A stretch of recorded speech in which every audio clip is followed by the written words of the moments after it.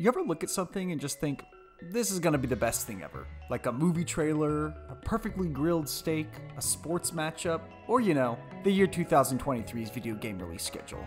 There are a few iconic years when it comes to games. Things like 2004, 2013, and 2017 are all universally praised as some of the best video game years. It's not because of the quality of the games, but it's because they are also so incredibly diverse. What makes the gaming year great is when you have something for everyone. And don't look now, but 2023 has something for everyone. I'm looking at the schedule and I can't help but think this is gonna be the best thing ever.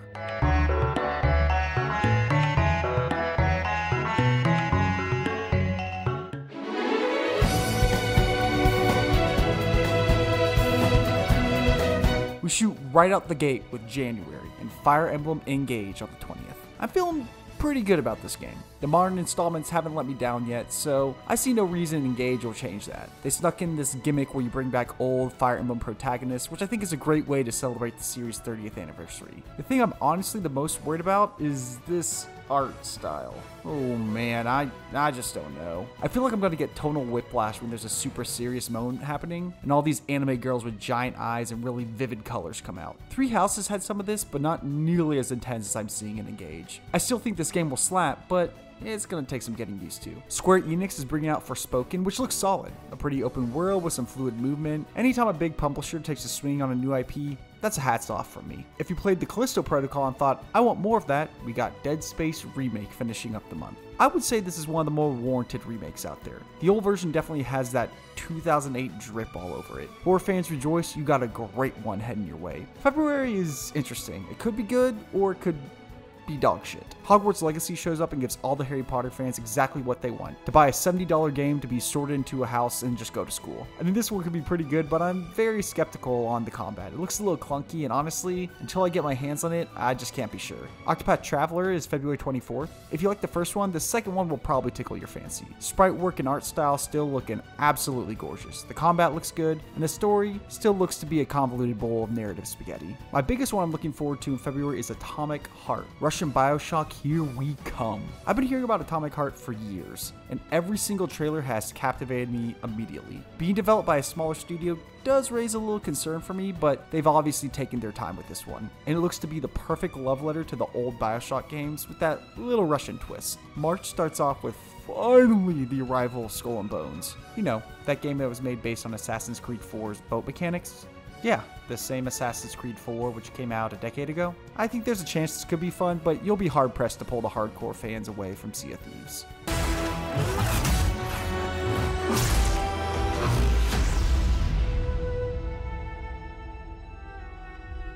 Fuck yes! There are three things I really love in this world: video games, Star Wars, and my dog Banjo. Jedi Survivor is hitting on 2/3 of those things. EA just knows how to make a great ass trailer. Everything I saw of this game's initial gameplay reveal was all I needed. The combat looks so fun and diverse. I like this little move where he pulls this dude up and makes him mow down his boys. There's also a great Star Wars story here following Cal Kestis in that era between episodes 3 and 4, which I think is such a fun Star Wars era. I'm feeling pretty great about it. After the Survivor horror fans are finished up on Dead Space, they immediately are going to be forced to shell out more cash for another remake in RE4. What is considered the greatest video game of all time by some is finally getting its modern remake. Resident Evil 2 Remake is my favorite Resident Evil game of all time, so the fact that they can finally get their hands on the masterpiece that is Resident Evil 4, this is gearing up to potentially be the greatest Resident Evil game ever made. Hopefully I'm not jinxing that. When we get to April, we get to have a little breather. If you want to take a trip to robo-dinosaur-infested Los Angeles, you can pick up the chunky DLC to Horizon Forbidden West. Or you can take a trip to zombie-infested Los Angeles and Dead Island 2. Then, May.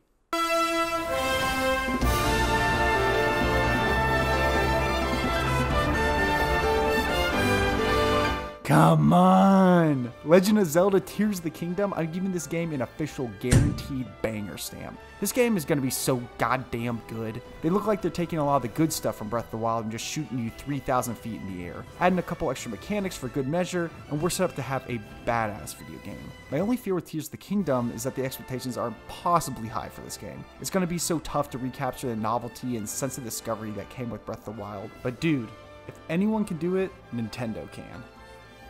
You also have Suicide Squad on the 26th, but who are we kidding? Your ass is still going to be playing Tears of the Kingdom. Now June is giving us an absolutely fucking banger trio of games. Depending on your taste, at least one of these has a chance to be a can't miss for you. First up is Street Fighter 6 on June 2nd. Coming off a very successful beta, people are very, very high on Street Fighter 6. The combat feels fluid but weighty, the characters aren't floaty, and the art style and attitude are all on point. There was a worry if Capcom was taking Street Fighter in the right direction, coming off the disappointment of Street Fighter V and Marvel vs. Capcom Infinite, but I think it's safe to say they're heading in the right direction. Fighting fans in general are about to be eaten so good over the next couple years, with Street Fighter 6, followed by Tekken 8, and then Riot's free-to-play tag team fighter, Project L. Also, quick side note, even though Project L isn't probably coming out into 2024, holy shit does this game look great. Crisp, clean combos that allow you to be creative and really punish opponents. This will be a day one play for me. So far, Riot is saying all the right things. Then just 4 days later, Diablo 4 comes out and is actually in the similar boat as Capcom was with Street Fighter 6. People weren't too sure about Diablo 4 after the rocky launch of Diablo 3, which was then followed by the pay-to-win cash grab that is Diablo Immortal.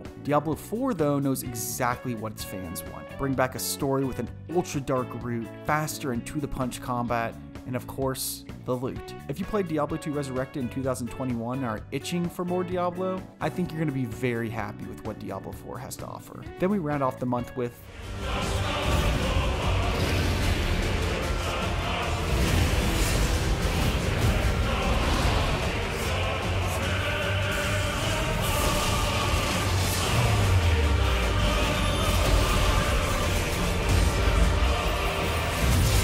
Yep.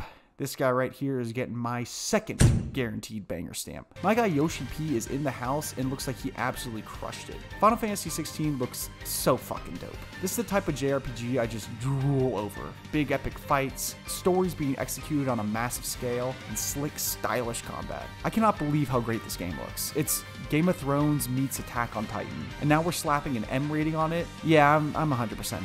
Be prepared for one of the best games of the year to be in your hands on June 22nd. Maybe. I think so. As of right now, those are all the games that have a release date for 2023. And, wait.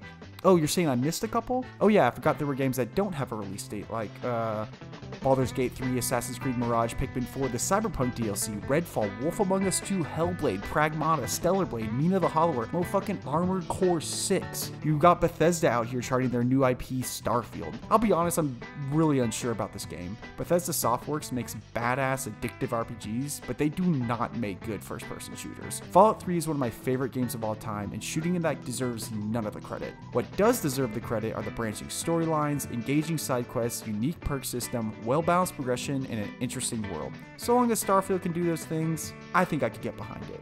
We're getting Final Fantasy VII Rebirth, the sequel to my 2020 Game of the Year, which should get my guaranteed banger stamp, but I'm just not sure yet. I think there are a lot of questions about this game and how it will play. While Final Fantasy VII Remake was phenomenal, Rebirth is going to change a lot of the conventions we saw from the first one. It's most likely going to be open world, going to have a lot more party members to juggle, and have to stick the landing on a story that's slowly getting more and more murky. I guarantee the combat and the music are going to be some of the best of the year. It's just the everything in between that has me worried. You know what does get my guaranteed banger stamp? Spider-Man 2. I am going to like this game.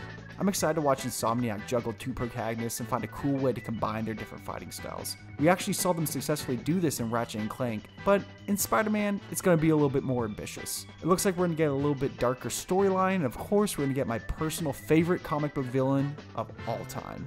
Put that banger stamp on it now!